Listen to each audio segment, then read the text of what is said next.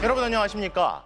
6월 3일 대통령 선거가 18일 남은 가운데 어제와 그제 MBC가 실시한 여론조사에서 더불어민주당 이재명 후보가 국민의힘 김문수, 개혁신당 이준석 후보를 오차범위 밖에서 앞서는 것으로 나타났습니다.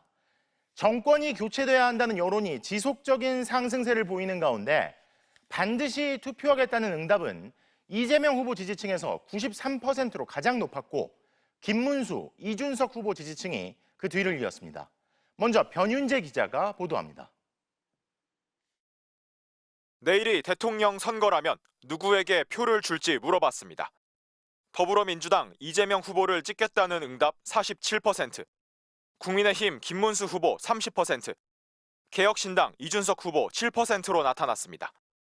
지난 5일 조사에서는 이재명 50, 김문수 29, 이준석 5%였습니다. 김문수 후보가 한덕수 전 총리와의 단일화 과정에서 진통을 겪고 국민의힘 최종 후보가 됐지만 단일화 효과를 크게 누리지 못한 것으로 해석됩니다. 당선 가능성에선 이재명 68%, 김문수 22%, 이준석 2% 순이었습니다. 지금 지지하는 후보를 계속 지지하겠다는 응답은 88%로 나타났습니다. 후보별로는 이재명 후보 지지층은 91%, 김문수 후보 지지층은 89%로 양 진영 모두 높은 응집력을 보였습니다. 정권 교체로는 57%로 정권 재창출 32%보다 25%포인트 높았습니다. 정권 교체 여론은 지난 4월 중순 이후 지속적인 상승세를 보이고 있는 반면 정권 재창출 여론은 30% 중반대에서 초반대로 하락세를 보이고 있습니다. 이번 대선에 반드시 투표하겠다는 비율은 83%였는데 이재명 후보 지지층은 93%가, 김문수 후보 지지층 88%가 반드시 투표하겠다고 답했습니다.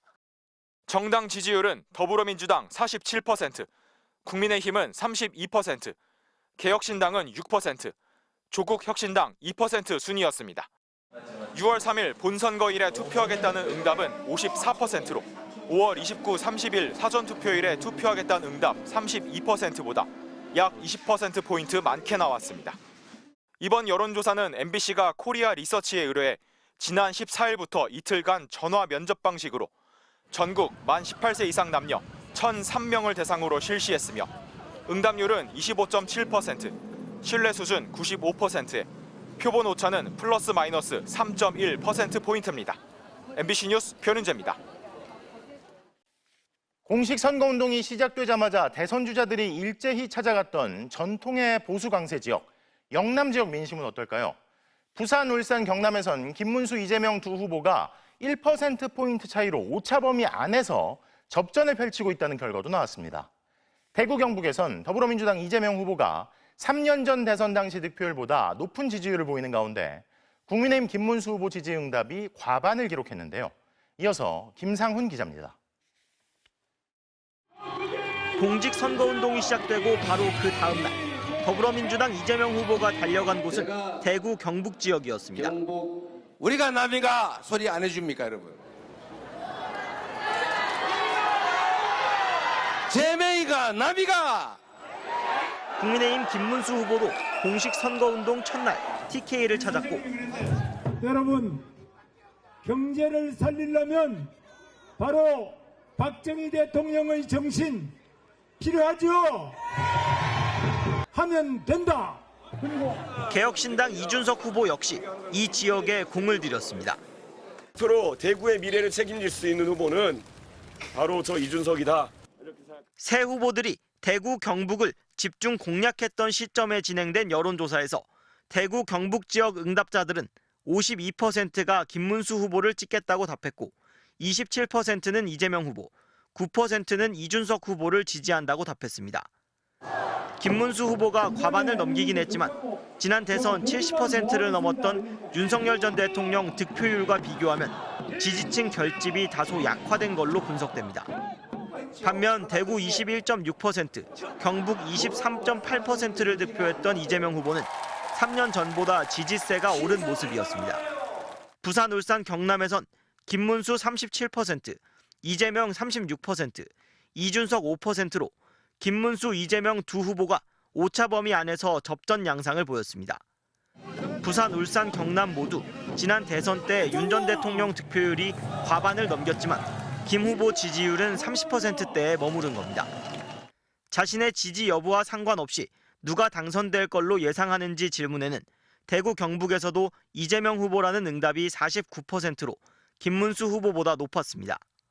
민주당은 이 후보가 경북 안동 출신이란 점을 내세워 TK 30%대 득표율을 목표로 삼고 있습니다. 국민의힘은 TK 25개 선거구를 모두 차지하고 있는 소속 의원들을 앞세워 득표율 80%를 목표로 제시했습니다. MBC 뉴스 김상훈입니다. 그리고 이번 조사에서 응답자 10명 중 7명 이상은 국민의힘이 윤석열 전 대통령과 출당이나 탈당 요구를 포함해 거리를 둬야 한다고 응답했습니다. 특히 윤 전 대통령의 김문수 후보 지지 발언이 긍정적으로 작용할 거란 응답은 28%로 부정적일 거란 응답보다 현저히 낮았는데요. 특히 70세 이상과 대구 경북 지역 그리고 보수 성향에서마저도 윤 전 대통령의 지지 발언이 긍정적일 거란 응답은 50%를 넘지 못했습니다. 이어서 김지인 기자가 보도합니다. 국민의힘이 윤석열 전 대통령과 어떤 관계를 가져가야 한다고 보는지 물었습니다. 윤 전 대통령을 출당시켜야 한다가 29%, 탈당을 요구해야 한다 26%, 최소한 거리를 둬야 한다가 19%로 나타났습니다. 지지하고 협력해야 한다는 응답은 19%였습니다. 응답자의 74%가 윤 전 대통령과 멀리해야 한다는 취지로 답한 건데 국민의힘 지지층의 반응은 달랐습니다.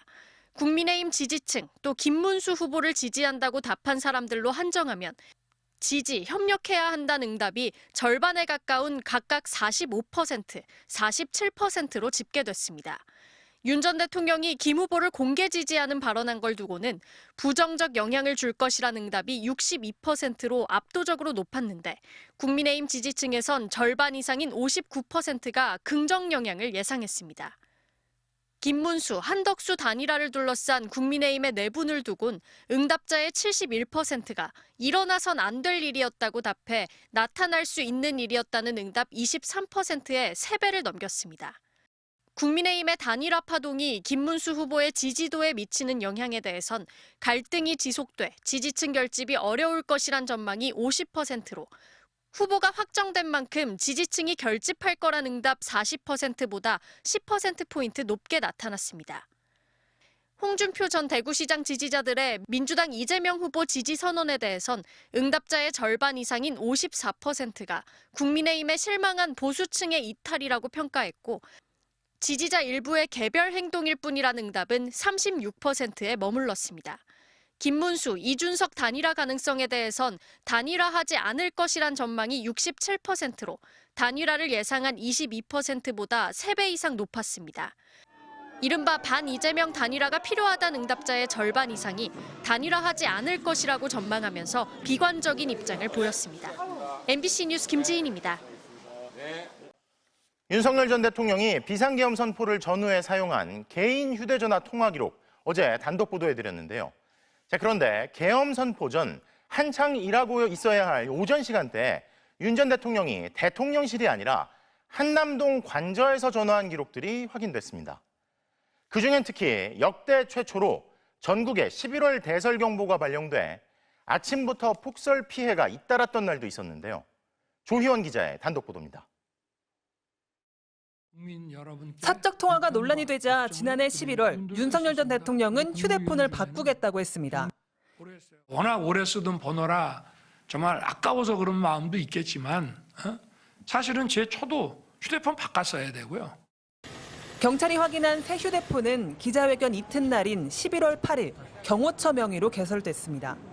경찰이 이때부터 12월 18일까지 휴대폰 발신 내역을 확인했더니 용산구 한남동과 마포구 아현동의 기지국 두 곳이 가장 많이 나왔습니다. 경찰은 용산 한남동 기지국의 경우 관저와 불과 300m 거리라 이때 윤 전 대통령의 위치는 관저라고 판단했습니다. 또 마포 아현동 기지국으로 나오면 윤 전 대통령이 대통령실에서 전화한 것으로 봤습니다. 마포 기지국은 용산 대통령실과 2km 거리이긴 하지만 지난해 12월 대통령실 압수수색에 투입됐던 경찰관의 당시 휴대폰 발신 기지국을 확인했더니 똑같은 마포기지국으로 나온 겁니다. 그런데 지난해 11월 26일 윤 전 대통령은 오전 내내 관저에서 대통령실 참모들에게 전화한 것으로 보입니다. 오전 9시 33분, 10시 56분, 10시 58분, 성태윤 정책실장과 3차례, 오전 11시 52분, 정진석 비서실장과 한 차례 통화 모두 발신기지국이 한남동인 겁니다. 다음 날인 27일에도 윤 전 대통령은 오전 11시 3분 박성민 국민의힘 의원, 오전 11시 8분 성태윤 실장에게 관저에서 전화한 것으로 보입니다. 발신기지국은 전날과 같은 한남동입니다. 이날은 전국의 역대 최초로 11월 대설경보가 발령되면서 아침부터 폭설 피해가 잇따랐습니다. 대통령실에서 전화할 때 잡히는 아현동 기지국 기록은 오후 1시 33분에 처음으로 등장합니다. 관저에서 대통령실로 이동한 것으로 보입니다. 윤 전 대통령의 늑장 출근을 감추기 위해 대통령이 탄 것처럼 가짜 경호 차량을 운행했다는 의혹이 제기됐던 시기와도 겹칩니다. 대통령실은 그동안 대통령 업무는 24시간 계속돼 출퇴근 개념 자체가 없다고 해왔습니다. 윤 전 대통령이 오후 출근한 건지 그렇다면 그 이유가 무엇인지 묻자 대통령실은 당시 공식 일정은 기자단 알림과 언론 보도 등을 통해 이미 공개됐다고 답했습니다. MBC 뉴스 조희원입니다. 김건희 여사가 통일교회 전 간부로부터 고가의 선물을 받았다는 의혹과 관련해 검찰이 김 여사를 수행한 대통령실 전 행정관을 압수수색했습니다. 선물을 건넸다는 통일교 전 본부장도 다시 불러 조사한 것으로 전해지는데요. 건진 법사를 둘러싼 의혹도 조금씩 김건희 여사를 향해 가고 있습니다. 이승현 기자가 보도합니다. 윤석열 전 대통령 부부와 무속인 건진 법사를 둘러싼 의혹을 수사하는 검찰이 대통령실 제2부속실에서 근무한 조모 씨의 자택을 추가로 압수수색했습니다. 조 씨는 윤석열 정부 출범 직후부터 김건희 여사 수행을 전담했다. 지금은 대통령실을 떠난 전직 행정관입니다. 검찰은 윤영호 통일교 전 본부장이 건진 법사를 통해 2022년 4월부터 8월 사이 김 여사에게 선물을 건넨 걸로 보고 있습니다. 이번 압수수색은 윤 전 본부장이 건넸다는 그라프 다이아몬드 목걸이, 샤넬백의 행방에 초점이 맞춰진 걸로 보입니다. 앞서 윤 전 대통령 자택 등과 함께 김 여사 수행비서 2명을 압수수색한 데 이어 2022년 당시 김 여사 관련 업무를 맡은 대통령실 직원까지 수사를 확대한 겁니다. 검찰은 또 윤영호 전 본부장을 최근 재소환해 조사한 걸로 전해졌습니다. 검찰은 이미 김 여사에 대한 압수수색 영장에 윤 전 본부장이 공직자의 직무와 관련해 배우자에게 선물을 제공했다며 선물의 대가로 캄보디아 사업 등 통일교 관련 5가지 현안을 청탁했다고 못 박았습니다. 이에 따라 검찰은 윤 전 본부장이 건진 법사에게 김 여사가 물건을 잘 받았다고 한다는 취지의 문자 메시지를 토대로 선물을 건넨 시기와 방식, 또 대가까지 구체적으로 추궁한 것으로 알려졌습니다. 압수수색 당시 참고인 신분이었던 김 여사에 대한 소환 여부는 아직 알려지지 않고 있습니다. 김 여사 측이 여전히 선물과 청탁 모두 부인하고 있는 만큼 검찰은 윤 전 본부장과 건진 법사, 또 대통령실 출신 인사들에 대한 조사를 마무리한 뒤 김 여사에게 소환을 통보할 것으로 예상됩니다. MBC 뉴스 이승현입니다.